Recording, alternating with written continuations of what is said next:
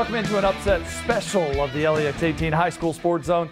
I'm Keith Farmer. He's Eli Gain, as the top two teams in the state have been defeated. Insane. Did not see this one coming. Number 1 LexCath and number 2 North Laurel were preparing for a head-to-head battle of the unbeaten tomorrow afternoon, but two programs said, not so fast. Let's start with LexCath and Dunbar, a team that is very dangerous and starting to figure things out. They only lost by 2 to the Knights a week ago. End of the first half, Knights down 3. Ben Johnson pulls up, buries the game-tying triple at the buzzer. We're tied at 29. Third quarter, you know Johnson wants the ball. And 1. So the Knights, they go up by a couple possessions. But man, credit to the Bulldogs, not laying down. Trailed by as much as 8 in the third, but chipped away. There's Tim Hall. We're tied at 43 after 3. Now Johnson, again, another and 1. Game high 32 points for him. The Bulldogs down by 1 here. And Hall, he goes up and gives Dunbar a 2-point lead himself. He had 23. Now you combine that with the burner of Nick Spalding. And while this team can go far, then here he is again. Dunbar up 3. Give him the root beer float there on that one to seal this game. He had a team high 25, and Dunbar hands Lexington Catholic its first loss of the year, 65-57. Resilient victory on the road.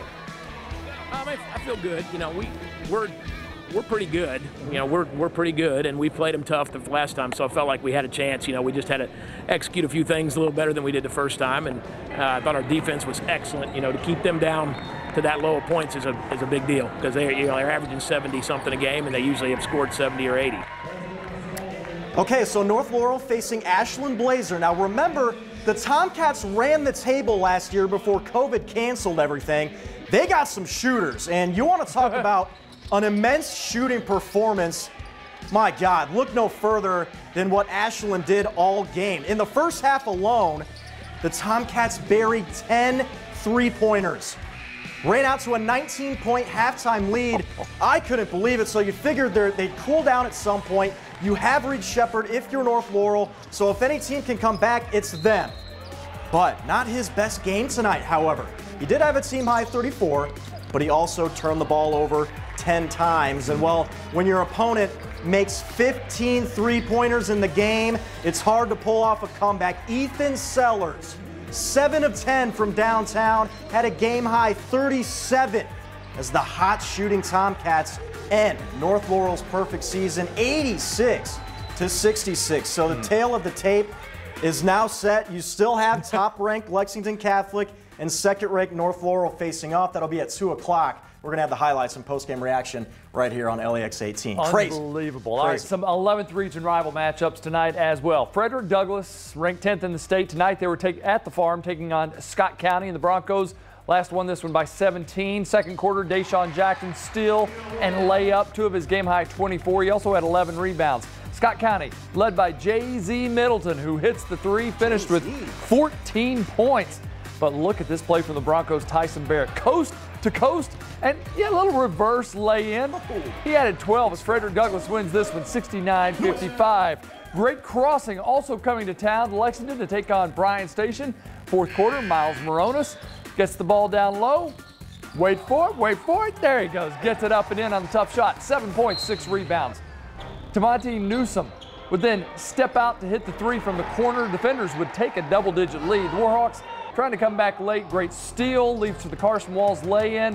He led them to 12, but Bryan Station gets the 65-56 win at home. 9-4 Henry Clay visiting 5-14 Tates Creek. The Creek's R.J. Smith goes to work and gets 2 to fall off glass. Finished with 15. But watch how quickly the Blue Devils get it back down court. 1 pass. Make it a second, and Conlon Brown knocks down the 3. He had 10 in the game. Azil Blackwell is going to get the rebound here in a putback. He had 20. Kanye Henderson led the way with 24 as Henry Clay wins at 66-59. All right, LCA playing their 4th game in as many days, but it'll all be worth it if they can reach the All-A final. And while defending champ St. Henry standing in their way, not a great start. The Eagles only making 1 field goal in the first quarter, but woke up in the second. Tyler Hall gets the rare 4-point play. He finished with 13. Next, Braden Myris splits 2 defenders, flips it up and in for the crazy finish, 2 of his 8 on the night. LCA cut St. Henry's lead down to 7 in the 4th, but that's as close as they would get as the Eagles fall 72-49. All right, down in Berea. Garrett County taking on East Jessamine at Madison Southern High School. Jaguars' first game in nearly 2 weeks because of COVID. Zion Thomas on the break finds Will Hatter for the up and under. 4 assists for Thomas. He led the Jags with 21 points as well. And the other end, Austin Adams lights it up from downtown. Lions trail by 11. Hatter answers with a 3 of his own. He had 7 points as East Jessamine wins 73-57. You know, Eli, it's always good to be prepared. Madison Southern playing with actually a JV team that was prepared for this game because of COVID, and they hung tight early as Grant Holbrook hits the corner 3. Then this time it's Kyle Linville from deep. But Pike Central a little too much for the Eagles as Kaseup Lawrence is going to go slam this one home. The Eagles fall 77-45. Rockcastle County was at home taking on LYNN Camp. Jonathan Hopkins going to get things going for the Rockets right here with a little mid-range jumper along the baseline. And then the next trip down floor, Daniel Mullins gets the steal and takes it all the way. Hopkins then going to dish it off to Jake Sanders at the top of the key, and splash. Rockets go on to win this one by a score of 60-51. All right, good matchup on the girls' side tonight. You got 14-2 Dunbar hosting 17-2 Ryle. That's a team that handed top-ranked Anderson County its first loss of the season a couple weeks ago. Here's Tanaya Cecil getting the Lady Bulldogs their first field goal from downtown. Dunbar down by 2, now in transition. Good eye by Haley Gadd to find a wide-open Carly Hinshaw. Doesn't get easier than that. And then Elise Ellison-Coons, she led the way for Dunbar once again, but Ryle comes out on top tonight, 69-54. The Berea ladies playing in the semifinals with the All-A Classic down in Richmond against Walton-Verona, and the Pirates' Abigail Beard going to drop in a 3-pointer here.